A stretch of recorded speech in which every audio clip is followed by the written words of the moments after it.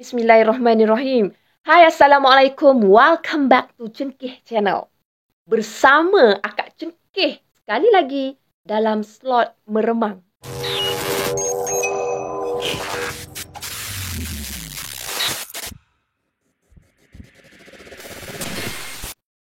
Kali ni, Akak Cengkeh nak ceritakan satu pengalaman mistik yang dialami oleh salah seorang subscriber.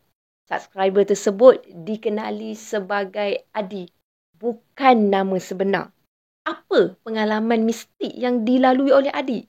Kalau korang nak tahu, korang kena stay tune dengan Akak. Bismillahirrahmanirrahim. Qul a'udhu birabbin nas, malikin nas, ilahin nas, min syarril waswasil khannas, الذي يوسوس في صدور الناس من الجنة والناس.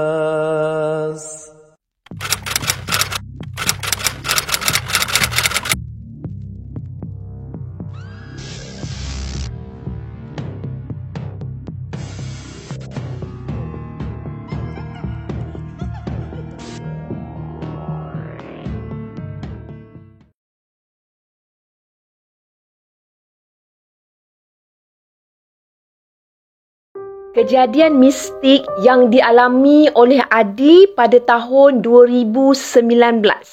Masa tu, Adi bekerja sebagai pengawal keselamatan di sebuah apartmen yang terletak di Ipoh, Perak.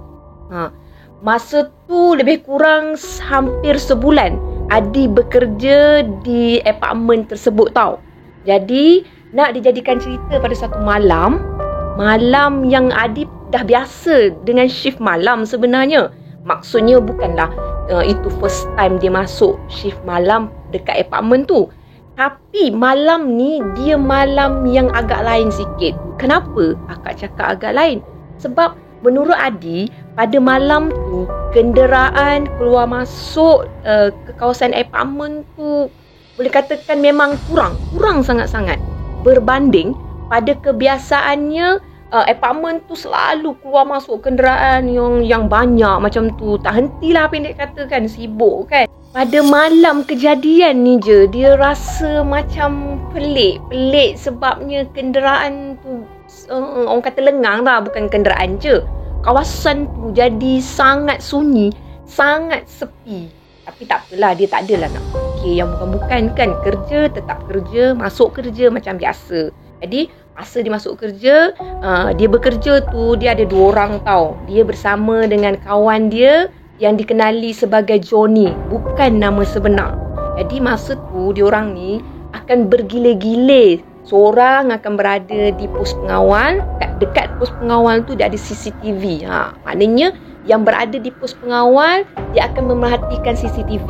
Jadi seorang akan berada meronda, bukan berada, tapi seorang lagi akan meronda, tengok kawasan-kawasan apartmen, sekitar apartmen tu lah. Jadi pada malam kejadian tu, Adi dia meronda dulu tau. Maknanya kawan dia Johnny, dia menunggu dekat pos pengawal dulu. Adi mula untuk meronda lebih kurang pukul 10. Maksudnya dia akan clocking jam.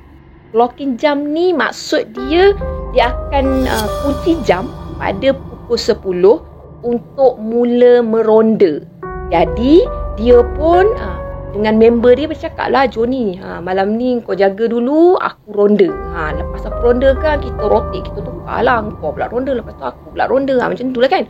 Jadi Johnny pun okey lah, settle, tak ada masalah, dia cakap macam kan. Jadi bila dah settle semua tu, Adi pun nak mulakan meronda daripada parking blok A. Masa tu, dia bawa jam pergi ke parking blok A. Dia nak clocking tu, kunci jam tu pada pukul 10 dekat situ. Tapi, masa dia nak mula, dia tak sempat pun lagi nak kunci jam. Masa dia nak kunci jam tu, dia ada dengar satu bunyi dentuman yang kuat tau. Bunyi dentuman tu, makna hentaman dentuman yang kuat tu, datangnya dari arah parking block B. Terkejutlah dia. Jadi dia tak tahu apa yang berlaku kat situ. Belum pun Adi sempat nak menghubungi kawan dia Johnny. Kawan dia dulu yang hubungi dia melalui walkie-talkie. Macam tu. Jadi Johnny pun panggil Adi masuk. Adi masuk. Adi masuk. Macam tu. Jadi Adi pun jawab, ya aku masuk. Kenapa? Jadi Johnny pun tanya, kau kat mana Di? Macam tu. Adi pun jawab, aku dekat parking blok A. Aku clocking dekat parking blok A sekarang ni. Macam tu. Jadi Johnny pun cakap dekat Adi, aku dah nampak kelibat berpakaian putih di parking blok B. Aku dah nampak kat sana. Adi, kau pergi check Di. Aku takut ada orang lah, ada something. Kau dah dengar tak bunyi-bunyi apa tadi Di? Macam tu. Ya kan? Yelah benda tu sama-sama dengar kan. Jadi Adi cakap, ada. Aku ada dengar. Aku pergi sekarang, aku check macam tu kan. Jadi Adi pun, dia pun letak walkie-talkie. Maksudnya letak kat tepi kan. Lepas tu, dia pun pergilah check ke parking blok B. Dia tak sempat lagi nak clocking jam tau, nak kunci jam tau. Dia pergi ke parking blok B. Dia nak tengok apa yang berlaku di parking blok B. Apa bunyi yang berdentum kuat sangat tu.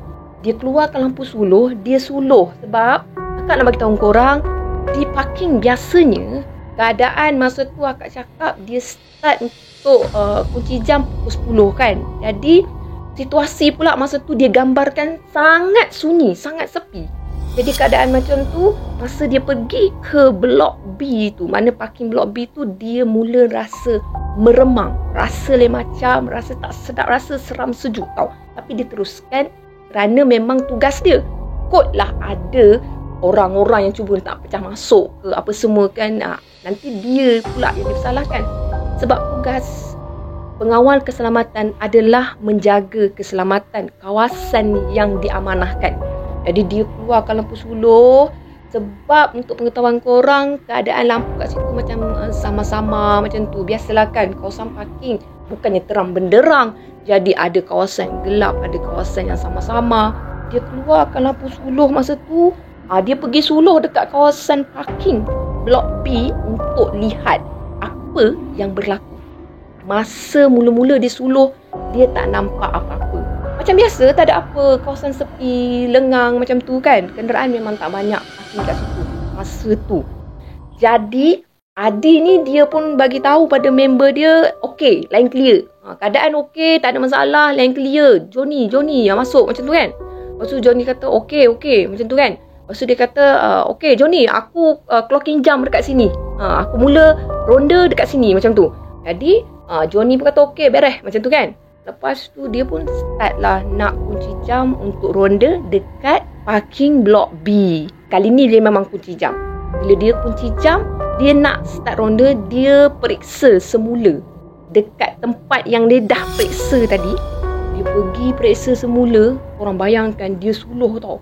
Dia suluh pada bahagian orang kata dinding dekat kawasan tu, bahagian kawasan-kawasan tu.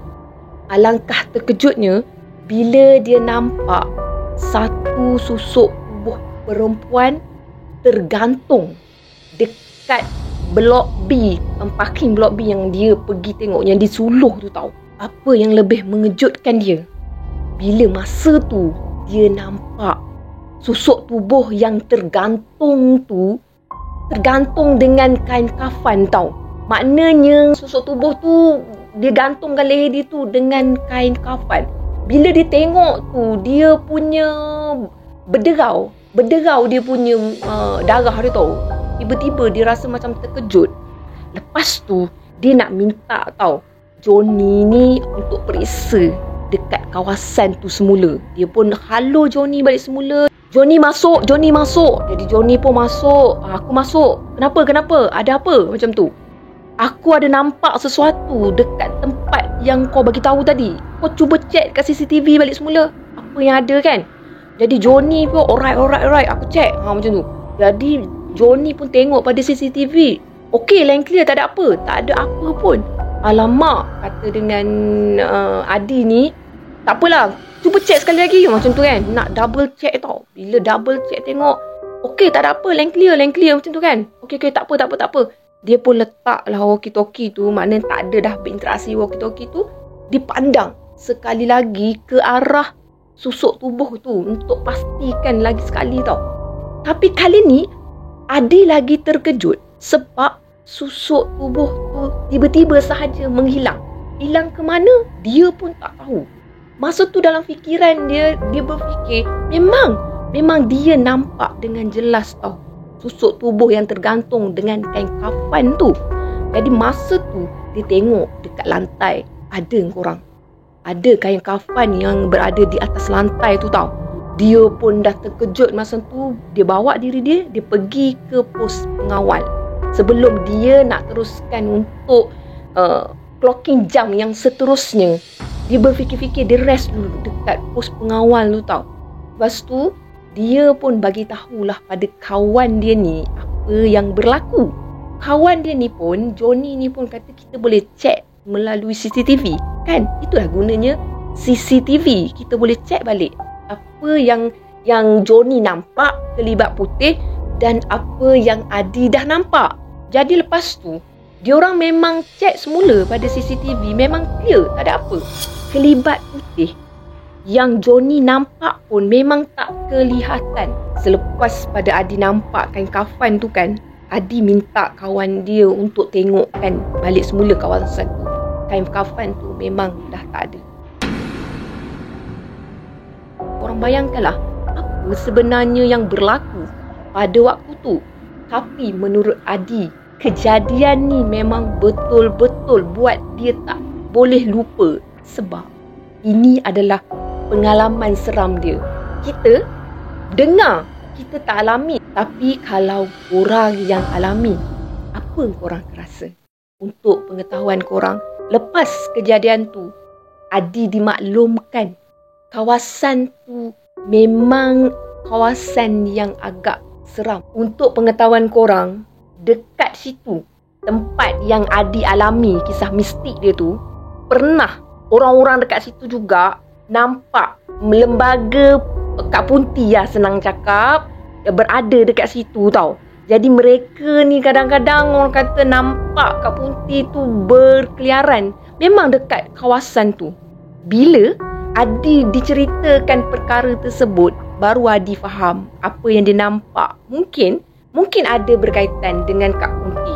Walau apa pun, itu adalah cabaran untuk Adi pada hari tu. Jadi korang bayangkanlah, korang berada di apartmen tu. Contohnya lah bekerja sebagai security guard, sebagai pengawal keselamatan. Korang diuji dengan penampakan yang jelas macam tu. Malah kawasan tu dinyatakan kawasan yang selalu didatangi dengan kehadiran Kak Punti. Akak akui, kawasan tu memang menyeramkan. Jadi korang boleh bayangkan sendiri tak macam mana struggle-nya seorang pengawal keselamatan untuk jalankan tugas. Apa pun yang kita buat, apa pun yang kita kerjakan, mesti ada cabaran. Untuk Adi, jangan putus asa dan jangan gentar dengan situasi macam ni. Teruskanlah mencari rezeki dengan bidang kerja yang Adi dah pun ceburi ni. Apa pun, sekali lagi akak nak nasihatkan untuk diri akak dan untuk semua, standby lah dengan bacaan-bacaan ayat suci Al-Quran. Kita akan rasa yakin bila kita ada pendinding. Setakat ni saja penceritaan akak pada kali ni. Apapun akak nak ucapkan terima kasih kepada Encik Adi kerana telah berkongsi cerita untuk Cengkeh Channel. Dan untuk korang semua, terima kasih kerana sentiasa support akak. Untuk yang belum subscribe, bolehlah subscribe akak supaya tidak ketinggalan untuk notification daripada akak. Terima kasih korang. Bye. Assalamualaikum. Bye.